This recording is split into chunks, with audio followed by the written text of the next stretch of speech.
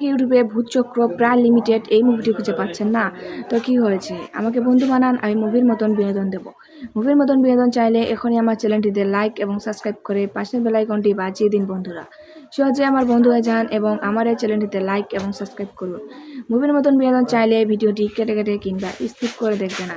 তো বন্ধুরা, লাইক এবং সাবস্ক্রাইব করেছেন তো তাহলে চলুন বন্ধুরা, এবার আমরা মূল তথ্যে চলে যাই। তো বন্ধুরা, ভূতচক্র এই মুভিটিতে অভিনয় করেছিলেন সোম চক্রবর্তী ও শ্রাবন্তী চ্যাটার্জি।